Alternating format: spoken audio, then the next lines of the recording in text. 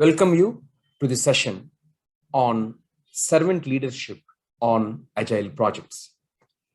See, friends, in my experience, while managing the agile projects, especially in the IT field, where I deal with people, the important people, okay, where I deal with transformational objectives, where I deal with leadership related objectives, I felt that servant leadership is quite handy to me. Why? Because most of the people, they want to work, but they are having certain challenges. Let me tell you, there are several projects where I happen to be the part of, troubleshooting contexts. The troubleshooting can be in terms of customer dissatisfaction, or in terms of people inefficiency, or in terms of people don't know how to respond to the situation, or in terms of aggressive schedules, or in terms of the constraints. So the problem is because of several reasons. So to solve the problem, see, the main theme of program management office is to get things done, right? So while getting things done, primarily there can be three kinds of issues. One, systemic issues, people issues, and then third one is the attitude issues, right? And they also belong to people issues only. So most of the agile projects, they can either succeed or fail because of people issues. See, let me tell you, friends, while I was doing my schooling and college and everything, textbooks used to be less.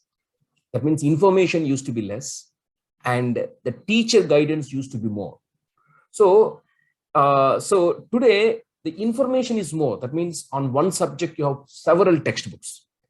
But what is missing today is the discipline, the values, the ethics, the seriousness, the focus.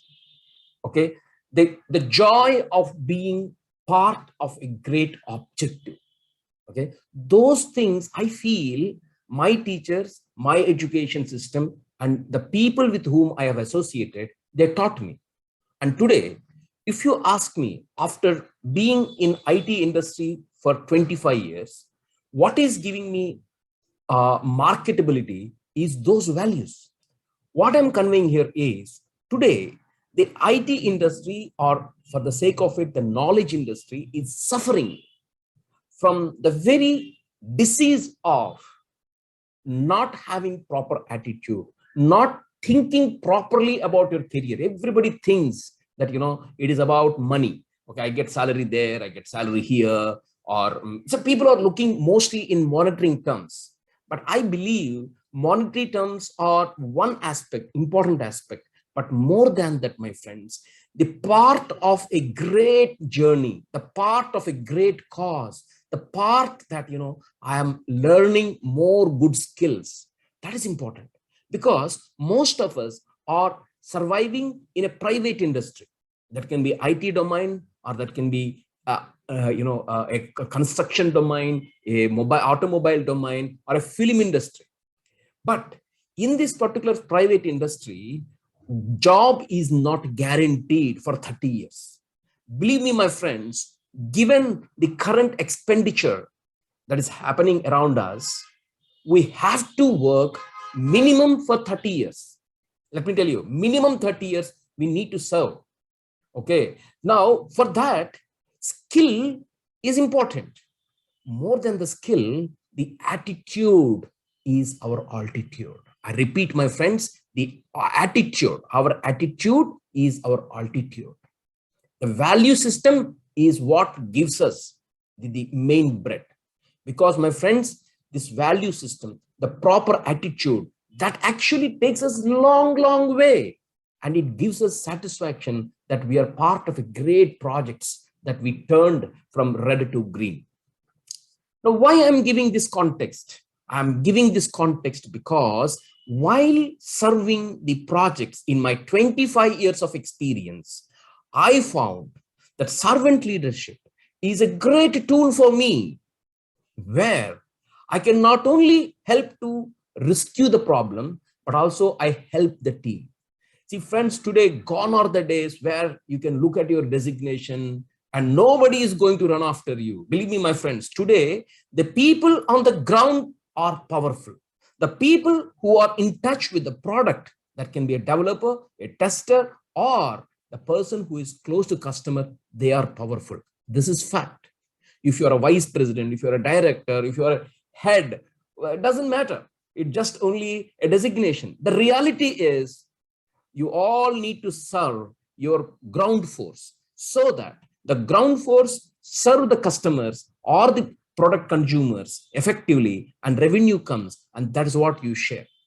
So wherever there is a knowledge industry, wherever knowledge workers are regarded, wherever transformation is needed, wherever proper quality leadership is important, there I personally believe servant leadership is very important. On top of that, my friends, today, if a person is not performing properly, right, it's not that he doesn't want to perform. Out of 100 cases, probably 70 to 80 cases, people want to work, but it's just that they need a helping hand. See, I have number of cases with me wherein I'm blessed with a great workforce. Okay, I'm blessed with a great workforce, my friend. My people are willing to do great things, but what they need is a helping hand. Okay, it's not like, hey, you have not done this. Okay, I think you have not met the objectives. This is not what it is to be done. So that is something that, people want to listen at the last. Believe me, my friends, people want to be part of a great cause. Instead of micromanagement, instead of questioning them, instead of ratifying their performance, what they need is a helping hand. Tell me what need to do, I will do. Help me to do, and I will do. This is the attitude the people are exhibiting and showering on me. This is what my experience says.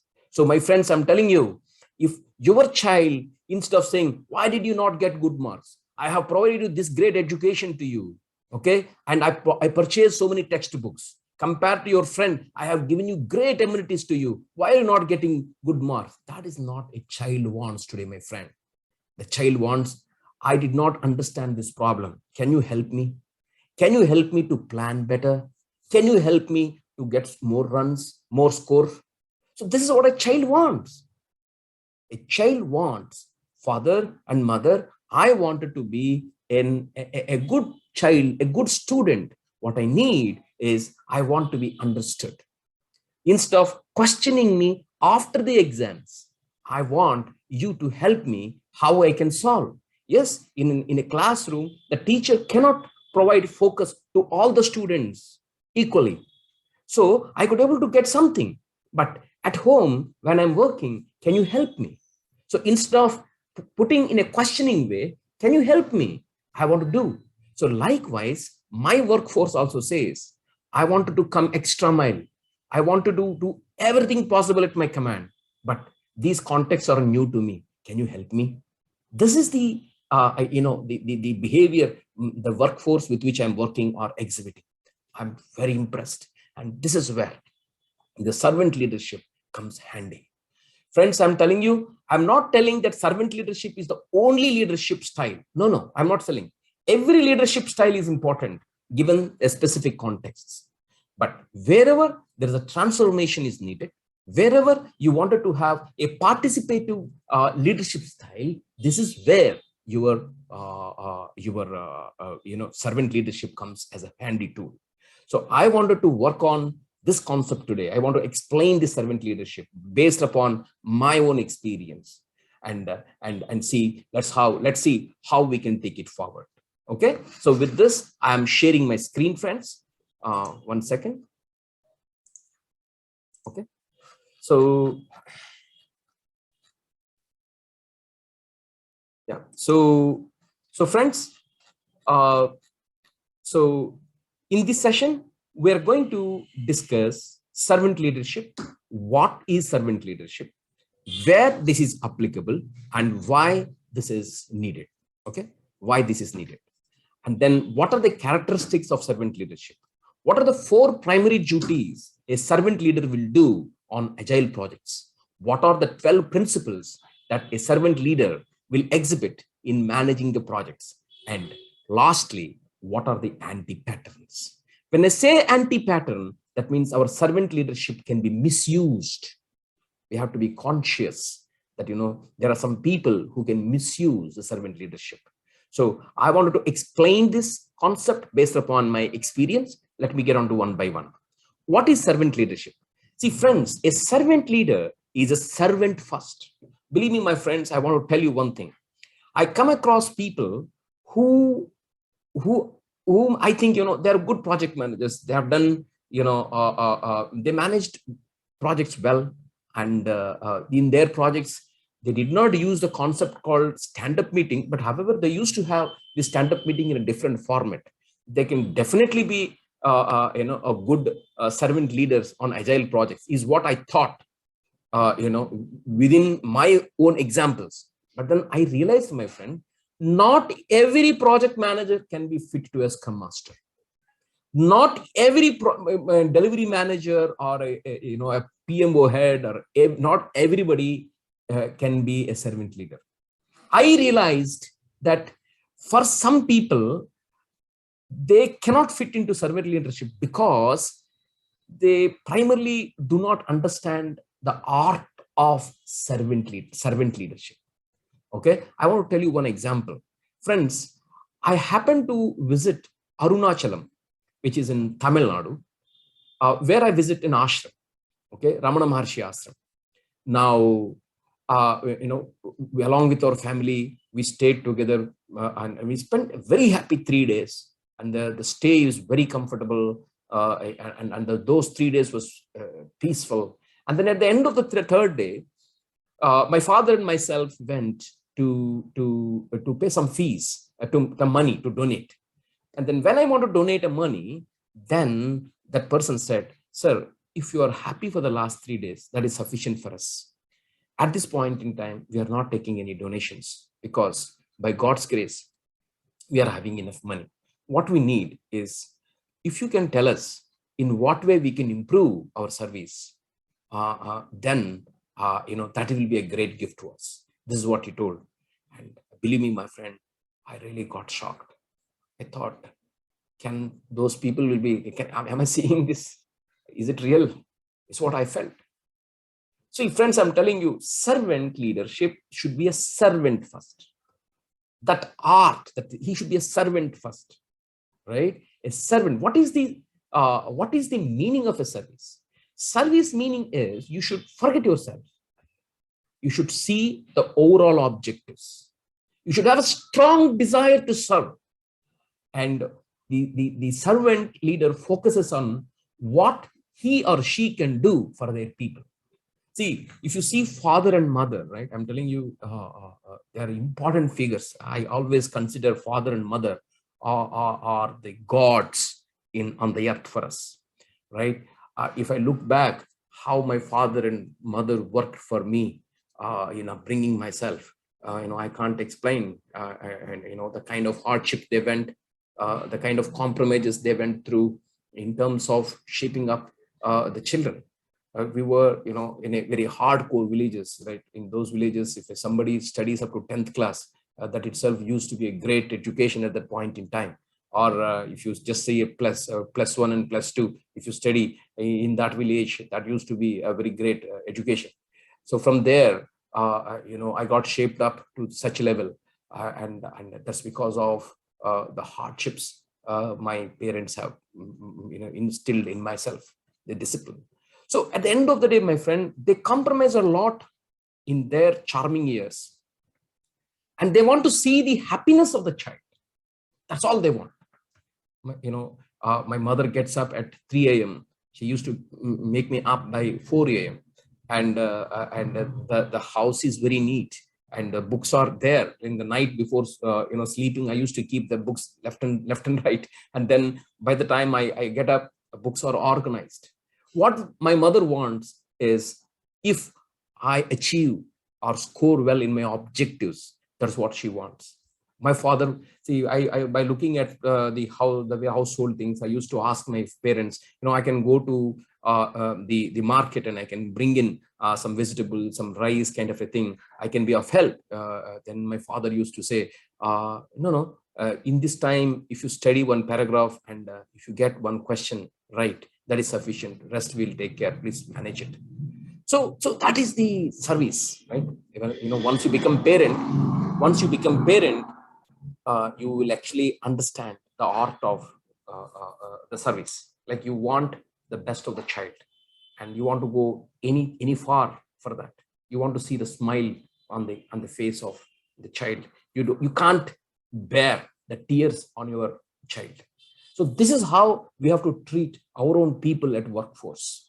At the end of the day, my friends, it is one life, right? It is one life, and we work, and people remember good contribution. See, if I look back in my 25 years of experience, there are 3 or 4 supervisors who has influenced me. Not everybody. So likewise, when you are a servant leader, your people will remember you, because you have worked for their welfare. You have worked for their better tomorrow. You truly believe in that better future, even in hard times. So the servant leader is a servant first, and he focuses on what he or she can do for your team. And next thing is, he acknowledges the viewpoint of others. That means, with a grown-up child, you will face certain challenges, right, at home. Similarly, with the grown-up people at teams, you will have challenges. They explain their perspectives, and their perspective can be diversified. So a servant leader pays an active attention in terms of listening to them. So we may not agree, but we truly acknowledge from their perspective what they have understood. Okay. And then they support others so that they can meet their objectives. This means supporting people to meet their goals, both inside and out of the office. See, friends, I'm telling you, my father always says one thing. My father was an engineer, okay, in thermal power station when he got retired. Okay. So he always says, my workers come to my office only when their families are happy. So in the morning, I wanted to pray God that all the families of my workers should be healthy and happy. That's what I want to pray, is what my father used to say, right? So my father says, unless the family context of the workers are happy, they can't come to the office and work happily. So that means a servant leader should not only look for the professional objectives, but also their health objectives. Okay, we'll be going to see the other attributes, what he will be looking. So you should be looking the personal objectives and professional objectives, and you want that person to win as a whole. And then the servant leadership, it's an art. It gives you kick, my friends. It's basically service, the service, the true meaning of service. You will forget yourself in the name of meeting the objectives. And in the process, you build like-minded people. You build a great commanders, and that becomes a great community. And the servant leaders, they're not autocratic. They involve others in decision making, right, when appropriate. And then servant leaders always act with integrity, right? The good thing is, this is a very important thing, is integrity is very, very important. Ethics, values, integrity is very important. So your team should feel, my boss never lies. My boss always tells me what is right. So that kind of integrity the servant leader exhibits. So if you look at these attributes, my friend, you will observe that these attributes you must have seen in some of the influencing characters. That can be teachers, that can be your own supervisors, or that can be your own family representatives. You must have seen. And today in IT industry, this servant leader should be a servant first, and these key attributes are important, and these servant leaders are very much needed, my friends. Today, what is happening is, given the pandemic situation, many people are challenged in their personal side. People are not happy, my friends. So when they work, and if the work is not up to the mark, the servant leader tries to empathize that person, tries to connect on the personal aspects of the people, and slowly the people will get connected to the objective. So there is a great demand for servant leaders now. There's a great demand, and you can become servant leader if you think, you believe in this concept. And it's very easy, my friend. It doesn't require any certifications. It doesn't require any courses. What all it requires is truly believe that you are a servant and you wanted to serve. You wanted to be happy when your team members are happy and when they meet their objectives and when you understand them both professionally and personally. So that is what it is. So not everybody can fit into servant leadership, because you have to be a servant first. Then only you can start understanding the concept of servant leadership. Okay, now where is applicable? See, friends, I'm telling you, there is a task emphasis. There's a high task, low task, or high people emphasis, low people emphasis. So if there is high task emphasis and a low people emphasis, like that's about, mechanical industry, automobile industry, where machinery plays major role, autocratic leadership applies well. Okay, and then there are certain people who doesn't care about tasks, of how tasks are progressing, who they don't even care about people. It means people emphasis is low, task emphasis is low. So they are let it be attitude leaders. You must have seen it, right? They just make sure that, for supervisor meetings, they take care of reports, or they just ensure that, no action item will come on their side.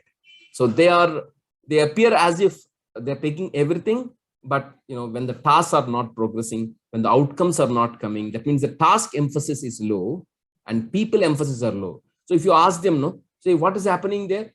Yeah, I pinged that person, I messaged that person, I sent an email to that person. So that's what they tell. So people wise, they don't bother. Task wise, they don't bother. They are let it be attitude people. Okay, there are many people in this industry who are with let it be attitude, where they just take care of ensuring that their stakeholder meetings are taken care. Okay, so this is the one attitude. Another thing is autocratic. That means, when they play higher focus, no matter what people feel, they don't care. The people focus is low, task emphasis is high, they're autocratic, and this leadership is applicable for mechanical industry, where operations are done with the heavy support of machines, and people are easily replaceable, and in that point autocratic leadership will be there. For example, I always wonder, how come in film industry everybody views director and the producer as gods, or hero as gods? Why? Because there are limited opportunities are there, and many people are willing to be a side artist there. So the number of open positions are less, and people supply is more. So these people will behave in an autocratic way. So that means if you wanted to meet a director, it's not easy. Similarly, in some of the regional parties, you also see to meet a chief minister, it's not easy. Right? So this kind of autocratic style applies and works when supply is more and demand is less, and machinery support is more, or machinery plays more role. And then, so the transformational is something where, you believe in your people. That means people emphasis is more and task emphasis is less. For example, I want to tell my friends, I'm telling you, I was working on a firefighting project. Okay. Believe me, even though my designation is big and I'm supposed to play at a higher level, there used to be a program which took 95% of my time. Okay. So I had to jump on to ground zero, work together. I worked together along with the people. I acted like a scrum master, and I was pulling along that program. And there used to be one person who joined us, and I believed in that person. I believed in that person. I felt like that person will bring a great height to us.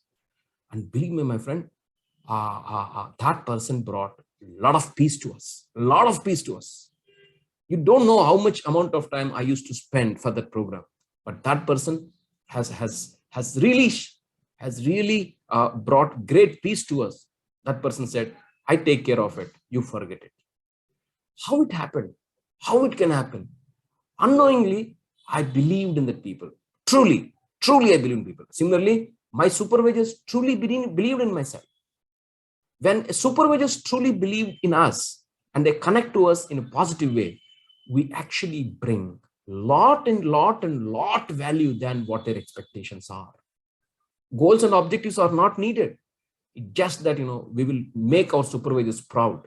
So those are the transformation leaders, right? So I've seen certain leaders, friends. I'm telling you, in my experience, there are people, supervisors, who believes in those people and who tries to coach them such that they will actually do wonders, and they will actually take the progress to a next level, right? So these people are transformational leaders. They build heavy investment in people. And the next one is democratic, participative style. I mean, these leaders, they don't take decisions of their own. They give visibility, they give transparency, and they give a lot of importance to the viewpoint of others. So this is called participative and democratic leadership. And where servant leadership is applicable in transformational and democratic style, right? In these segments, the servant leadership is applicable. And in autocratic and let it be culture, it is not applicable. That's why I'm telling you, servant leadership is not the only leadership that we have to extend or exhibit. There are many styles. My friend, leadership styles. All leadership styles are important. But when it comes to transformational and democratic segments, the servant leadership plays a critical role, and it becomes handy to get to your objectives. Okay. Now, why servant leadership is important in today's context? See, friends, as I told you, gone are the days in knowledge industry, where employees, managers, executives, CEOs are there, or board of directors are there. I think this is only in today's knowledge segment.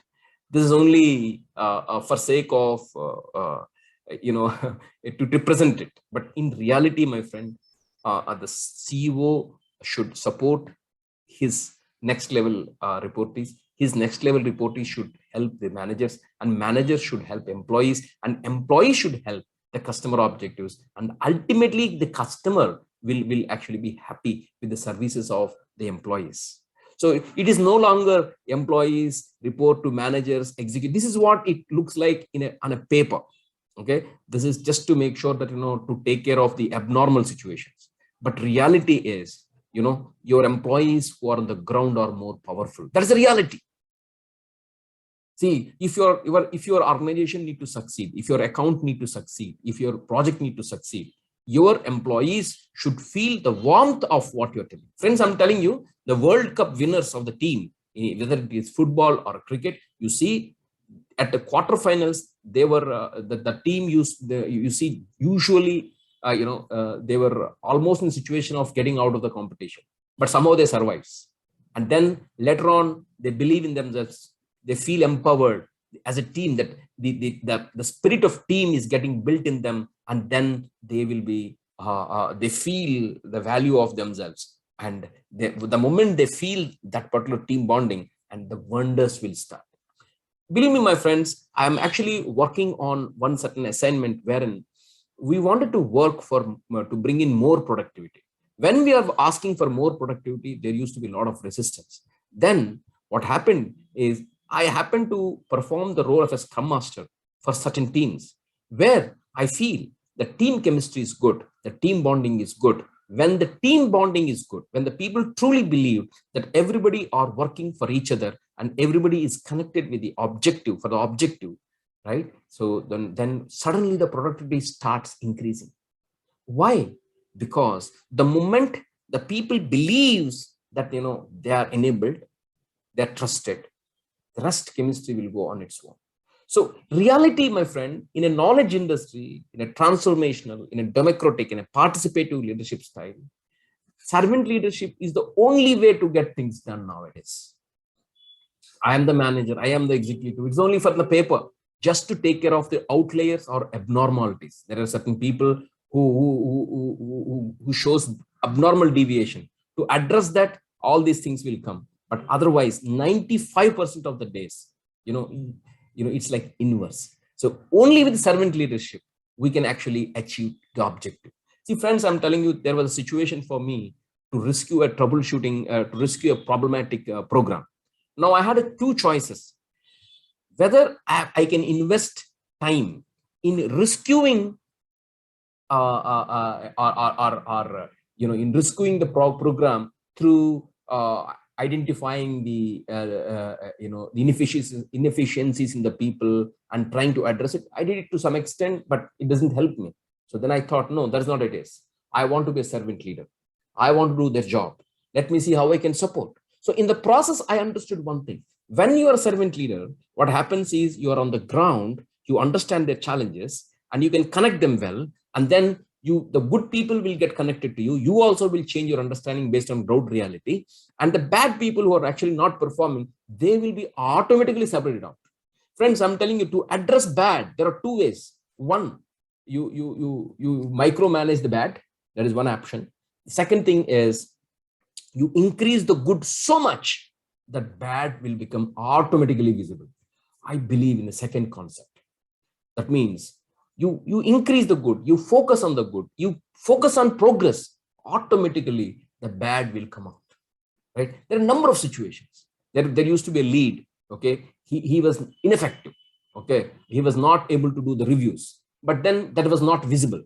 What happened is, when we started working as a servant leadership, when we were working on the ground, and then when we wanted to see the review observations, then we realized that lead person is not providing his availability itself, or he is telling several excuses, and the review observations are not at all up to the quality. When we use the data and presented it to him, that person did not have any answer. So instead of going in a servant leadership, if I go in a route of using the power, that person, nowadays, I think people are very good at using the terms. I think they're very good in terms of using English language, right? So they'll take care of themselves, they'll safeguard themselves. The only way you can sort out many situations is through data, noble intention, and diplomacy.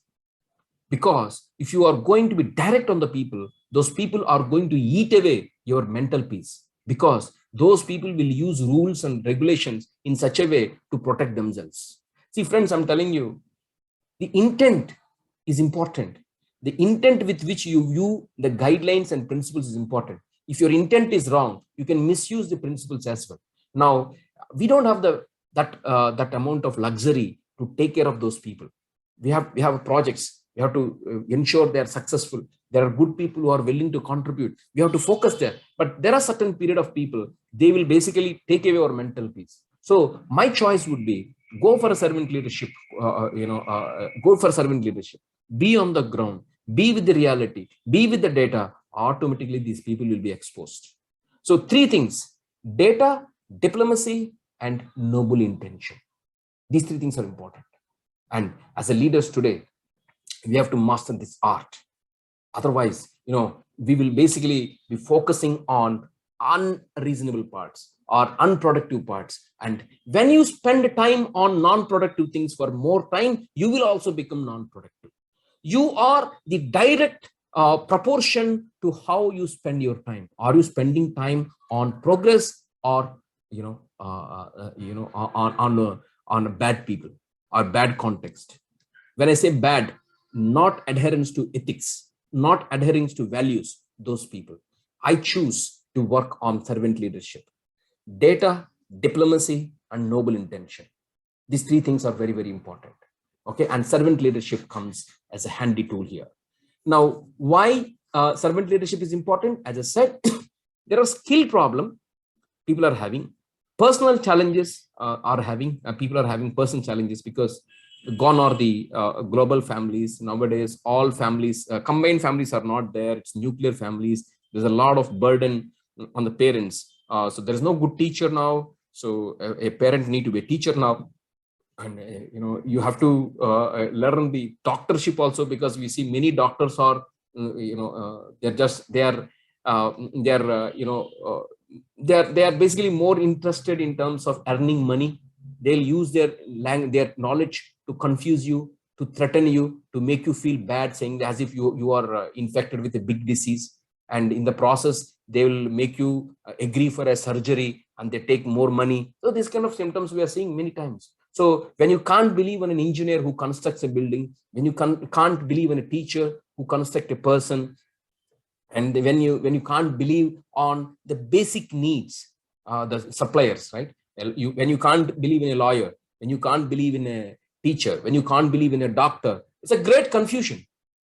And people are now dwelling on it, because the moment the privatization has come, everything is seen as a direct proportion of money, right? So the money is the most compelling thing there, and all the problems are just being used to make money. So when that kind of things are happening, what happens is we have to be a teacher to our children. We have to learn some part of medicine, some part of it, and we have to be self-equip ourselves with several things. So this applies a lot of challenges to the parents or family members. And it's important that once you are servant leader, then you can understand them, and you can help them. And then there are certain people who are will problem. That means they are not willing to work. Okay, I've seen some people, my friends. There are the people who does the job for sake of just as a some decoration. They're well off. There's no need for them to earn, and they just come to the job just for sake of it. That I'm an IT professional. So there's a will problem there. Or there are certain people who are blessed with the support of top leadership. So because of that, they don't provide the needed cooperation. And there are attitude problems in people. Many people, I'm telling you, attitude problem.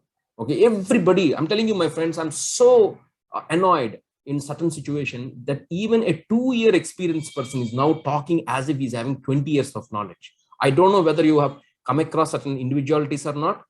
Nowadays, I see certain people are over and over mature. Okay, see, maturity is important, but over and over maturity is definitely a problem.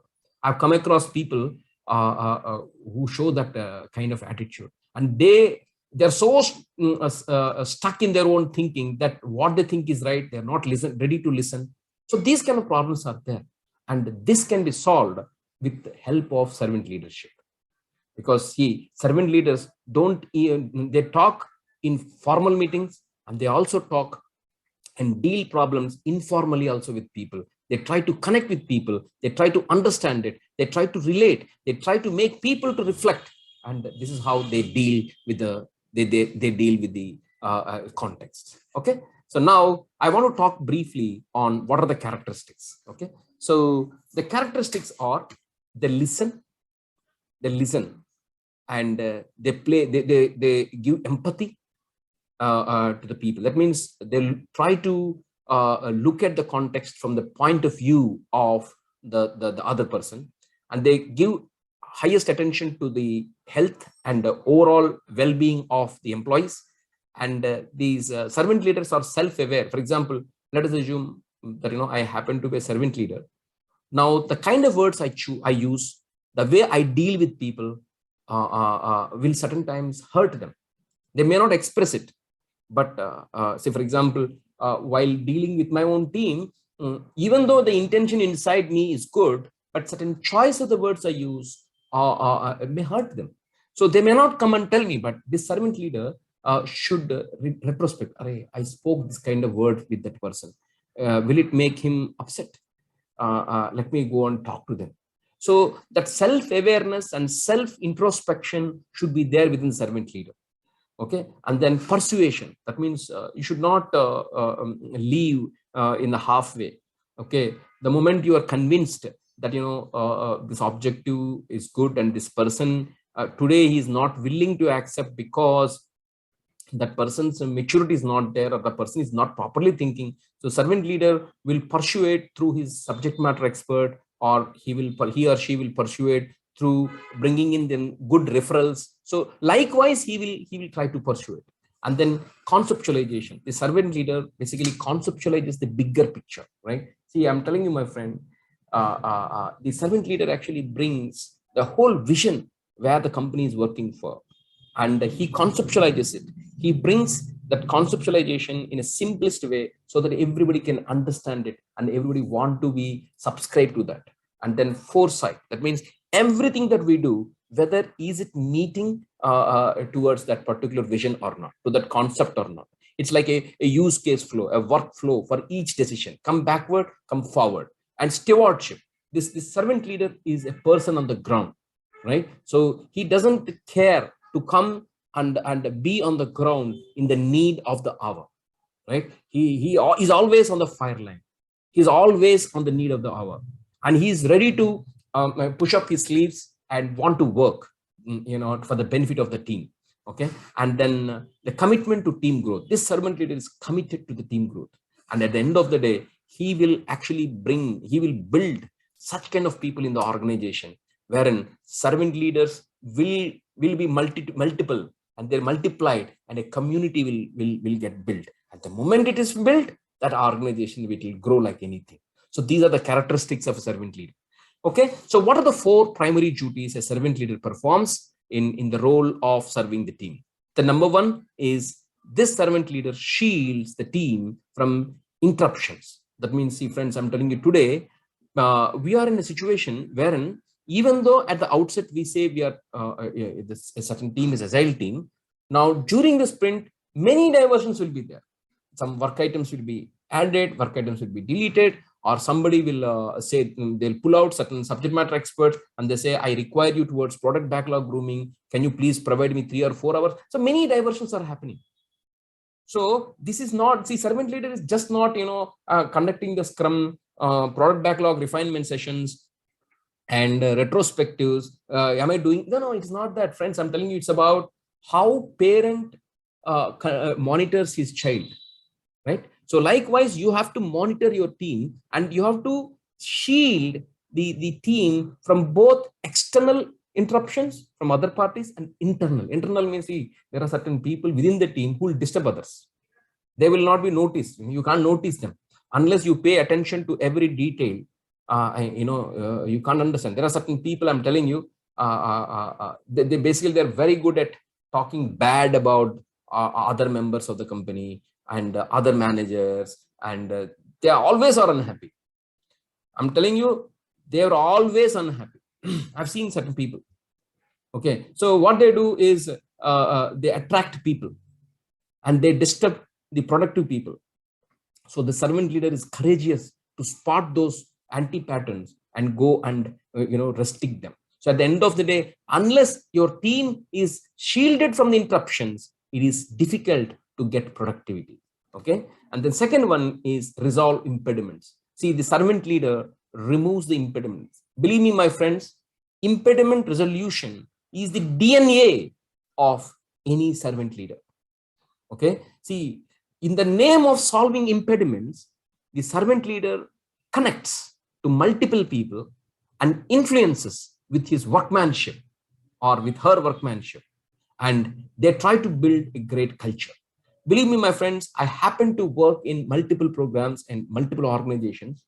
In the name of solving impediments with a true mindset of reaching the overall program objective, across organizations, across projects, we're able to build like-minded people, and wavelengths got connected and collaboration have come. So impediment resolution is an art. A sense of urgency should be there to resolve the impediments. I've seen certain Scrum Masters wherein I said, okay, this is an impediment is there. When do you think it will be resolved? Oh, it will be resolved after, after 10 days. Why 10 days? No, team doesn't require this impediment to be solved till that point in time. So we can wait for this. No, that's not right. The moment impediment is there, your clock starts. When that particular work item, the Scrum Master, the team takes is their choice. As a Scrum Master, you should resolve the impediments as early as possible. Okay, your clock starts the moment impediment got raised. You should not sleep till the impediment is resolved. Okay, this is the sense of urgency. This is the major work responsibility of a Scrum Master. Okay, the third thing is recommunicate project vision. Friends, I'm telling you, you have to present the bigger picture to the team. See, there will be some conflicts. Okay, then the moment you say this is the bigger picture for which you are working, and you are talking this, you are talking this, how come this both will be connected to the bigger objective? What happens is automatically many conflicts will come down. Automatically you can bring many people into your thought process. So his servant leader communicates, recommunicates about the project vision multiple times. What is the vision? What is the objective? Why we need to achieve this? How it is going to help us? And he or she explains this project vision in simplest terms. Okay. The fourth one is servant leader, carries food and water for the team. See, I'm telling you, there are great leaders I have worked, my friend. Okay. So those are very big shots. And, when a production deployment is needed in the late night hours or in a weekends, these people will make themselves available near the team. Then I went and asked, why are you staying? We can take care. He said, no, I can bring in pizza for people. I can bring in food for people. At least when they are working hard, I want to be there. But I don't want to be with them. I don't want to disturb them. I'll be a little away. But in whatever capacity I can be of use to them, I want to be useful. So this is how they told. Yeah. So they carry food and water.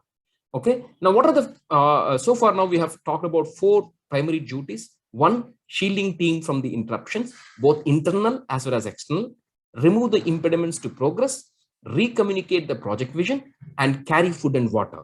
And the next one is, what are the 12 principles? I'll briefly go through those 12 principles of servant leadership. First, learn the team member needs, learn the project requirements, act for simultaneous welfare of the team and of the project, create an environment of functional accountability. See, friends, I'm telling you, in the name of serving the team, you have both people focus as well as task focus. If you keep doing your team members' job, they will just delegate their job and they'll sleep away. This is not the way you have to work. You will work to fix a gap, to help a person to learn, but you have to give it back to that person, the task, so that, because right person should do right job at right time. Okay. So at the end of the day, functional accountability should be there, and that need to be established. If a person A is the right person, you can help them, but you have to make sure that that person does this and he is accountable for that, and have a vision of the completed project, and use the project vision to drive your own behavior. See, friends, I'm telling you, there are great movie actors, heroes, right? And yes, you see, great movie heroes, right? Both in Hollywood or Bollywood or Tollywood. If you see those established actors, the moment they are actually doing a movie, they actually get immersed in that particular character. The moment they get immersed in that story, they try to bring in that character. So they don't think about themselves as their own name. They think themselves as that character of that story for the time period that they are actually going through this film shooting, right? So likewise, you have to believe in the project vision, and you have to develop that behavior. The moment you believe in the project vision, the moment you immerse yourself, you digest it, and you actually will invent a different behavior in you. The moment you start showing that behavior, other people will emulate. Okay. And then he serves as a central figure in successful project development. It recognizes the team conflict as a positive step. See, for example, if team members, there's a conflict, right? Then it's a positive step. There's an opportunity a servant leader is getting to resolve it, and to use his people skills to resolve the problem. See, I've seen some people say, oh yeah, so many conflicts, yeah. I'm busy here and busy here. Array, that is your job. If developer develops code, a tester tests the code, a product person provides requirement, and what is the role of a PMO or a service as a Scrum Master? Facilitate meetings, deal with the people, see how the character is going, how the overall mood is going, how the overall progress is going. That is my job, right? And why are you harping? Every day I'm having full meeting. You look at my calendar, no? My calendar is so busy. No. Servant leader works for the benefit of the people. What you need is, you want to see a situation that your project objectives are met, your people are happy, You want to see smile on your people. That is where you feel happy. Till that point in time, you are ready to do anything. Probably you want to increase your skill, you'll do that. Whatever it is, it requires. At the end of the day, friends, I'm telling you, when your calendar is busy with several meetings, strike off those meetings or don't attend those meetings where you can't add any value. At least 50% value you should add. If you're not able to add 50% value to those meetings, skip. Because at the end of the day, as a servant leader, you have an objective where your team should be successful. So for your team to be successful, pick up 3 objectives per day and try to work on it, and work with a passion. Work with a passion. Work with a objective of making difference, right? If one person is getting influenced because of your positive passion, that itself is a great thing. And then manage teams with an eye towards ethics and values. Friends, I'm telling you, ethics and values are important, right? This is very, very important, right? If at the end of the day, I believe in one thing: what you give it to world, it will come back to you. It's just a matter of time, right? So ethics and values are very, very important, my friends. And remember, ethics is not an afterthought, but it should be integral part of thinking, right? And then take time to reflect on the project. See, you at a certain part of the day, you dedicate. For example, in an 8 hours day, you dedicate certain amount of time. You block the time for yourself in the calendar, wherein you think about it. Okay, how am I doing? Am I doing properly or not? Or these are the tasks. How can you do it differently? So you have to reflect on daily basis, and then develop thinking of the trick of thinking backwards. That means, okay, backtracking from the end. That means this is what is supposed to happen, and you backtrack it, saying that this is what has happened. So what has happened today, is it in alignment with the overall goal or not? So that everything that you wanted to see, that you are in agreement or alignment with the overall goal, right? So these are the 12 principles. The principle number 1: learn the team member needs, learn the project requirements, act for simultaneous welfare of the team and the project, create an environment of functional accountability, have a vision of completed project, use project vision to drive your own behavior, serve as a central figure in successful project team development, recognize team conflict as a positive step, manage with an eye towards ethics and value. And remember, ethics is not an afterthought, but an integral part of thinking. Take some time on daily basis to reflect on the project. This is very important, friends, especially when we are trying to solve big problems. I generally, my supervisor told me that, Krishnamurthy, set aside some time for yourself. This is the time nobody should disturb you. So I like that thought. I reserve some time every day, wherein that time I use to myself, wherein I work on some important tasks or I reflect what has happened. So that is my time, because unless that I reflect on myself, I can't bring sharpness or effectiveness to the way I respond to things. So we have to reflect time to time, because we should be the change agents, positive change agents in the whole team. So we should be conscious of how we are performing. At the end of the day, we are also human beings, right? So we also will do mistakes. So it's okay. Let's acknowledge it. Agreeing to our mistakes is the first part of success. So the moment you wholeheartedly accept your mistake, 50% of the problems are sorted out. Okay, 50% resolution is done. Okay, and then everything you do, is it in alignment with the overall goal or not? You should always think backwards and see whether whatever you do today, will it land you in the desired destination or not. So these are the 12 principles. And now finally, friends, I want to talk about anti-patterns. See, friends, I'm telling you, some of the anti-patterns are, right, the servant leadership. We should work on people emphasis and task emphasis. Both are important. I come across certain situations nowadays wherein people will misuse our servant leadership qualities. For example, I came across a situation wherein one employee said that her doctor told her that she needed a break of 6 months to 1 year because of some problem. So we worked out that that person gets release from the company within 10 days. We made it happen. And then after that, we came to know that that person has joined in another company. See, friends, I'm telling you what you do, it is visible. It's just that, we don't communicate, but we are aware, right? So what is that? Our whole context that we have extended that kind of people centricity to that person has misused it. And not only she has misused, she's also influencing servant leader not to understand people, right? So tomorrow somebody else comes with the same cause, then we are suspicious, right? We're suspicious whether we can extend servant leadership qualities here or not, right? See, this is where you have to play a balance. Like, not everywhere you have to show your kind heart, because there are people who uses big or troublesome medical words very easily.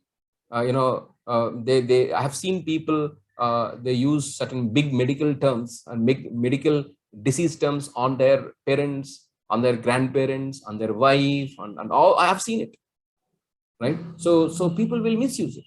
And similarly, there are people who always want, who always expects a lot. Okay, and they show the company rules and they expects a lot, but when it comes to contribution, they won't do. And it's difficult to catch such kind of situations. So that's why at one end you need to exhibit servant leadership. At the other end, you need to observe the outcomes as well. See, friends, I'm telling you, we're in a business. Let me tell you, we're in a business. And, for us, outcomes important. And we wanted to achieve outcomes by focusing on people outcomes. Both are important. Nothing is less, nothing is more. Outcomes and people, both are equally important. If you don't achieve outcomes, then there is no business. So you have to understand your context, right? So I have come across certain managers who are very, very good people managers. And I don't think in today's world, if you are not conscious of the outcomes, if you are just alone a people manager, probably with people where they have high-end ethics and values, definitely those people will make a lot of difference. But when you deal with people where ethics and values are being compromised, and you show more people focus there, more people enablement there, then you end up seeing disastrous results. See, for example, I'm telling you, I've seen people who are with you, who will appreciate you, who everything till their necessity is served. The moment the necessity is gone, then they'll disappear. I've seen these people. So that's why, my friends, I'm telling you, there are anti-patterns. When I say servant leadership, you have to shower servant leadership on people with ethics and values. The moment you get a doubt on their ethics and values, then probably you need to deal in a different way, right? So while servant leadership is important for transformational and participative democratic leadership styles, especially when ethics and values are being compromised on the workforce, you need to take different contextual reactions or leadership styles to address those things. Otherwise, our servant leadership qualities can be misused. So certain people will do in such a way that, oh yeah, nowadays I don't want to become a kind person from now onwards. This person has really put me onto the troubles. I've seen many examples of that. So that's why, while I'm saying servant leadership is important, you also need to be conscious of the fact that how people can misuse it. So especially with the people who compromise heavily on ethics and values, and you need to be conscious of it. So these are the anti-patterns, and these are all contextual, and you need to come towards, you have to be conscious, and you have to address it, and you have to balance it. Okay. So what did we learn? We learned about servant leadership, what it is, where we should be useful. So for what means a servant leader should be a servant first, and he or she should work for the enablement of the people so that they can achieve their objectives. Where it is applicable, where transformational and democratic participative styles where people focus and task focus are high, this is where it's applicable. Both outcomes and people are important. Both are important. and why it is important. So I also we explained that in today's world, there are many genuine people who wants support from us. So it is a time through servant leadership, we can understand them and we can help them. So this is a reality. Reality is, unless your workforce is happy, your customers will not be happy. And if your customers are not happy, your business will not grow. So that's why servant leadership is important. We talked about several characteristics, 10 characteristics we have discussed. We also discussed about 4 primary duties, and we discussed about 12 principles in managing projects, and we also discussed about anti-patterns. Now, I thank your interest to learn, and I wish to bring many more sessions to you in future. Thank you for your time, and I will be opening now for the question and answers.